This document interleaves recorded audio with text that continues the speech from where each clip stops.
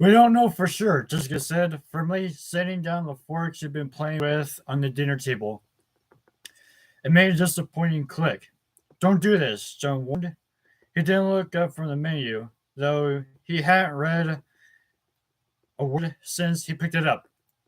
It's just, all that we saw was, blood.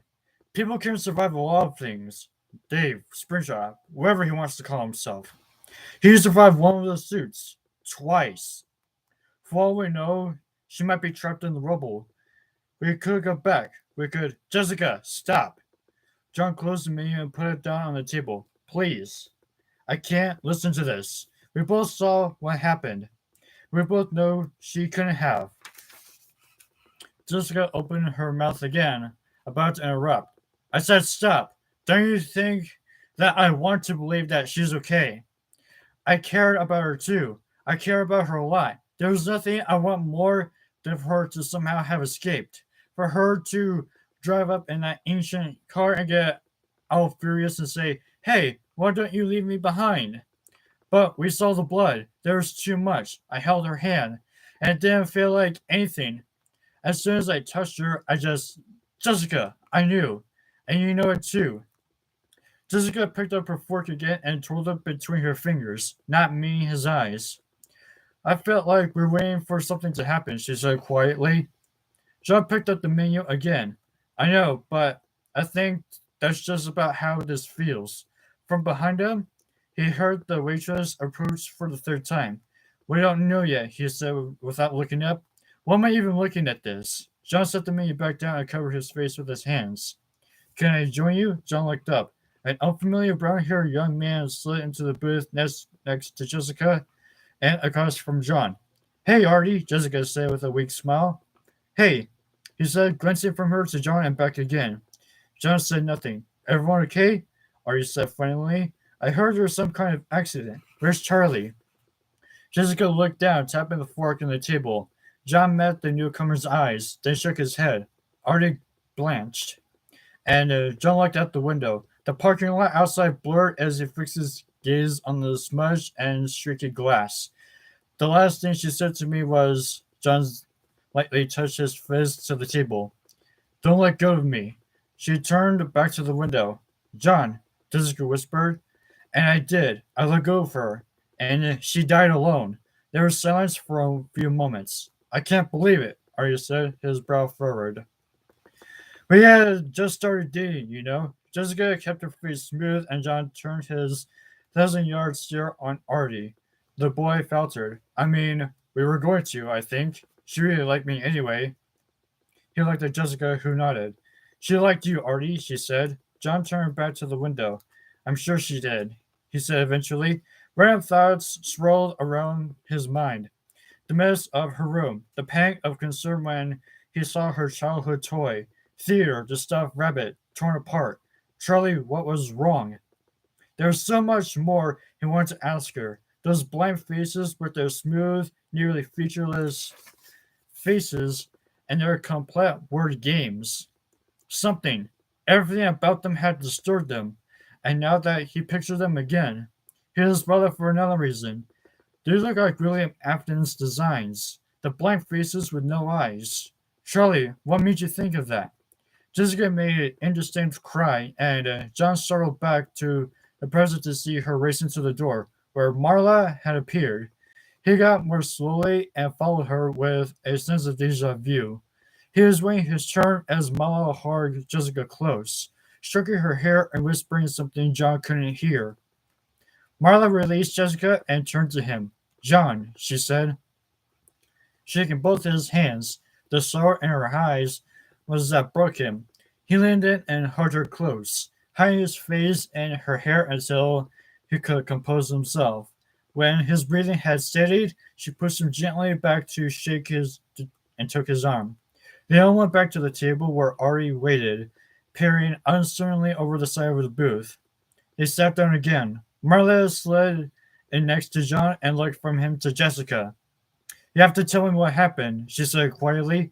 Jessica nodded, letting her hair fall over her face for a minute with a shiny brown curtain. Yeah, I want to know too, Arya piped up, and Marley Marla glanced at him as if only just registering his presence.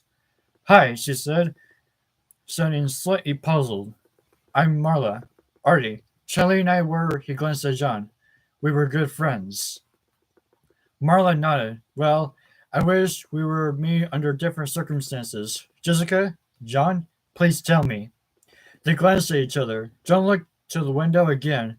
He was content to let Jessica do the talking, but felt an obligation not to talk to Marla, but to talk about Charlie. Charlie was chasing something from her past, John said, his calm voice. She found it and it didn't let her leave. There was a building collapse. Jessica added, her father's house. Charlie didn't make it out. John said roughly. He cleared his throat and reached for the glass of water in front of him. John vaguely heard Marla and Jessica exchanging words of comfort, but his mind was elsewhere. The woman kneeling in the pool of Charlie's blood, holding her hand, he had only glimpsed of her for a moment. She had looked almost as surprised as she to see him as to see her. But there was something familiar about her. He turned away from the others again and closed his eyes, trying to picture it. Dark hair, dark eyes. She looked severe and unafraid, even with the ground shaking and the building tumbling down over her head. I know her. The woman he remembered looked different, younger, but her face was the same. Suddenly, he had it. The last day I saw you, Charlie, back when we were kids. She came to pick you up from school, and the next day you weren't there, and the next day, and the day after that. Then even us kids began to hear the rumors that your father had done what he did, and that's when I realized I would never see you again. John shivered. John, what's wrong? Marla said sharply, then blushed. I mean, what were you thinking? Her aunt was there, he said slowly. Her aunt Jen. What? Marla said. Where? They hadn't spoken in months. Jessica said definitely. I know, Jen said, but she was there. When I ran back just before they pulled me away, I saw her with Charlie. The thought struck him like a blow across the chest, and he looked out the window again so that he wouldn't have to meet anyone's eyes. Charlie's Aunt Jen was there. He repeated to the dirty pane of glass. Maybe Clay called her. Jessica offered. John didn't respond. No one spoke for a long moment. I think it's best not to look for more mysteries, Marla said slowly. Charlie was. Are you all ready to order? The waitress asked brightly. John turned to look at her with an impatience in his eyes, but Marla cut him off. 4 coffees, she said firmly. 4 eggs and toast scrambled. Thanks, Marla, Jen whispered. I'm not sure if I can eat, though. She glanced at the rest of them. Artie looked briefly as if he wanted to say something.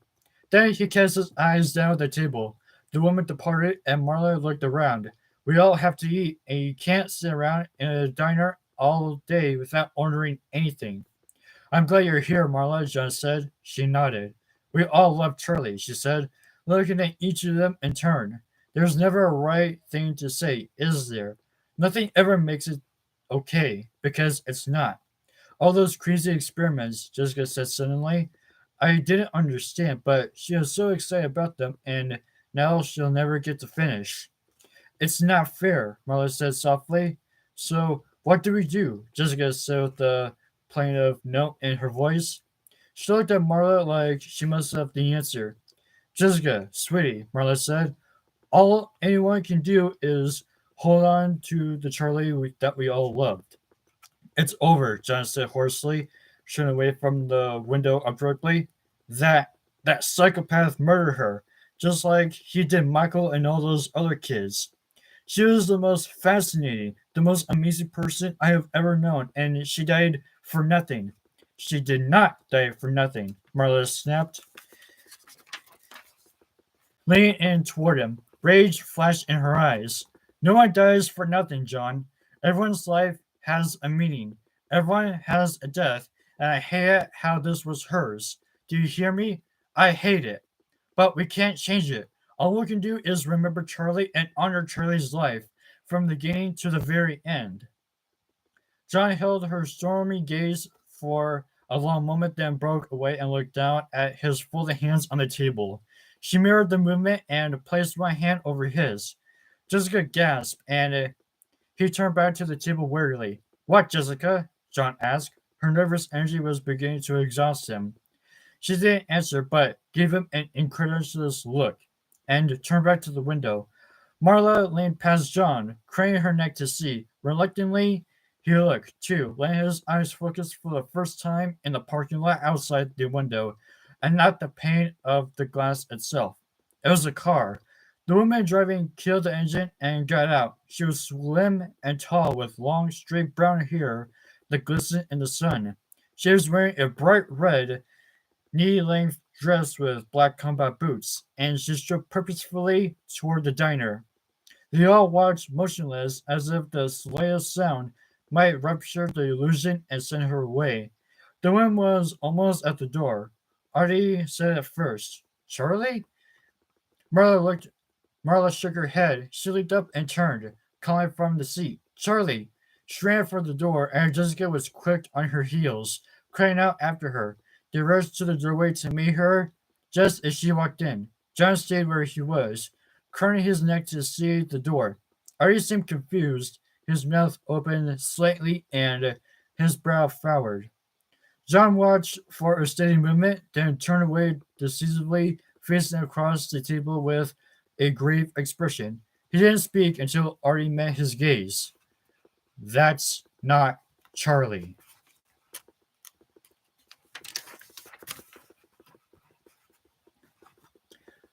Now, about Scott Cawthon.